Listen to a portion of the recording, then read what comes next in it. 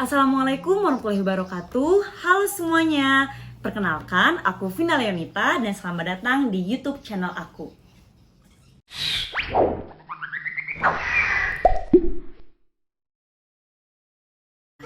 Nah, hari ini melalui video ini aku akan membahas tentang isu yang sangat dekat dengan kita, yaitu isu COVID-19 atau coronavirus. Coronavirus ini per tanggal 2 Mei 2021 udah ada total kasus sekitar 152 juta di dunia, dan di Indonesia sebanyak 1,66 juta. Jadi itu banyak banget ya guys. Sekarang aja kuliah, sekolah itu udah di rumah aja. Karena kenapa? Menjaga jarak. Kenapa sih menjaga jarak ini penting untuk memutus penyebaran rantai COVID-19? Karena penyebaran virus itu melalui droplet. Ketika kita berbicara atau ketika kita sering bertemu, maka banyak virus-virus yang ada dalam tubuh kita, atau kita bisa menjadi pembawa virus itu, kita tularkan ke orang-orang yang akan kita temui. Kita bisa saja menjadi penular virus COVID-19 tersebut, sehingga dibutuhkan kebijakan untuk memutus rantai tersebut dengan berjauhan, jadi social distancing. Tapi apa sih habit atau kebiasaan yang bisa kita lakukan untuk memutus COVID-19 ini? Yang pertama, teman-teman, sih bahwa kita harus sadar terhadap kesehatan tubuh kita. Jadi ada namanya perilaku hidup bersih dan sehat. Nah, PHBS ini kan biasanya tuh sebelum ke toilet atau kemana-mana tuh harus mencuci tangan. Tapi kadang kalau nggak ada COVID-19 tuh itu nggak menjadi suatu kebiasaan. Nah, setelah COVID-19, di mana-mana ketika kita ingin ke tempat wisata, ingin ke tempat umum, kita harus mencuci tangan. Jadi mencuci tangan dimanapun itu adalah hal yang penting. Mencuci tangan menggunakan sabun, atau kalian bisa menggunakan hand sanitizer. Sanitizer ini banyak ya, sekarang itu udah banyak sekali macam-macamnya, dan aku juga menggunakan sanitizer siap sedia di rumah dimanapun. Dan jangan males, kalau ini kan juga buat kita bersih, buat tangan kita bersih.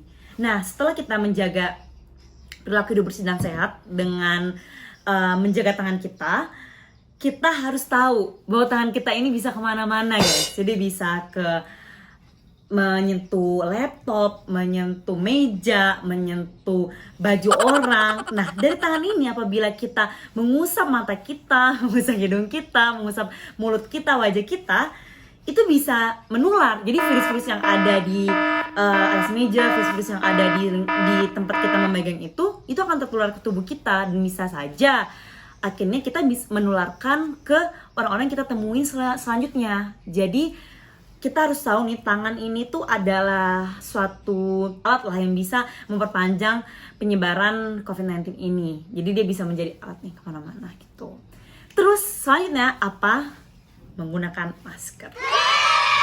Jadi masker ini tuh udah pasti ya, di mana-mana itu harus digunakan maskernya kemanapun kalian pergi.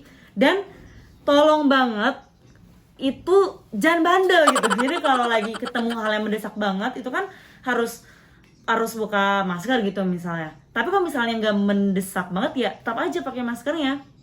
Karena dengan masker ini itu kan akan ada batasan ketika virusnya ingin keluar. Nah, jadi menurut aku masker ini harus banget dijadikan kebiasaan, dan banyak ya di tempat umum kalau nggak pakai masker tuh nggak boleh pakai masker. Selanjutnya, kalau nggak ada ke badan, ya udah di rumah aja, nggak usah keluar rumah. Karena ketika imun kita lagi turun, ketika kita lagi merasa nggak enak ke badan, ketika mau keluar rumah itu mudah tertular virus COVID-19-nya. Jadi hal tersebut adalah hal yang bisa dilakukan untuk mencegah penularan COVID-19. Dan kalau kita mau cerita nih ya, selama COVID-19 itu apa sih perubahan yang aku rasakan? Banyak banget. Sebelum COVID, kita kan melakukan kegiatan nih, masuk sekolah atau bekerja. Tapi karena COVID-19, semuanya kita lakukan di rumah, di depan laptop. Depan laptop, kita jadi mikir, aduh aku belum ngerjain ini, aduh masih ada deadline ini, aduh masih ada deadline ini. Jadi hal ini itu bisa banget mengganggu atau ngedistract fokus kita. Jadi aku mau kasih tips ke teman-teman. Ntar ya, aku ambil buku catatan aku untuk terus selain menjaga kesehatan, kita juga harus menjaga kesehatan mental kita. Jadi aku punya jurnal buku, itu aku tulis catatan syukur di sini. Catatan syukur apa yang udah aku laluin hari ini di sini. Dan di sini tuh bisa jadi pengingat kalau ya di keadaan sedang tidak baik saja ini wajar gitu. Kalau kita merasa begitu banyak hal yang ingin kita lakukan, begitu banyak hal yang belum kita kerjakan. Jadi bisa teman-teman selalu luangkan atau bukan luangkan ya, tuliskan emosi teman-teman ke dalam satu tulisan gitu. Nah, karena kenapa? Karena salah satu cara ini, salah satu untuk menjaga kesehatan mental ya kita, itu bisa membuat diri kita menjadi yakin, oh ini tuh masa pandemi ini bisa dilalui gitu.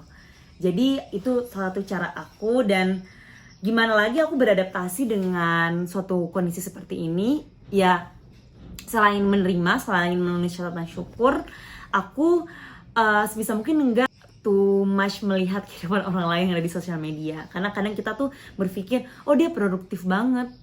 Namanya itu toxic positivity. Jadi di sana itu kita merasa, oh kalau selama pandemi itu berlomba-lomba untuk melakukan hal yang positif. Padahal enggak. Kita kenali dulu diri kita sendiri, kita deal dulu dengan diri kita sendiri, baru kita bisa melakukan hal lain dan syukur-syukur bermanfaat untuk orang lain. Kita itu memiliki peranan penting dalam menjaga atau memutus rantai COVID-19. Dan kalau bukan kita nih untuk memberitahu, mengingatkan bahwa oh ini tuh adalah hal yang butuh kerjasama semuanya, siapa lagi gitu. Jadi kalau teman-teman nonton video ini, ayo kita jaga protokol kesehatan, cuci tangan, social distancing. Kalau nggak perlu keluar rumah, nggak usah keluar rumah, dan yang penting pakai masker. Itu aja ya. Terima kasih udah nonton video aku, dan ditunggu video-video selanjutnya. Jangan lupa like kalau teman-teman suka videonya, komentar, masukan apa yang akan dibahas selanjutnya di next video, dan jangan lupa tekan tombol like serta subscribe. Thank you. Sampai jumpa. Assalamualaikum warahmatullahi wabarakatuh.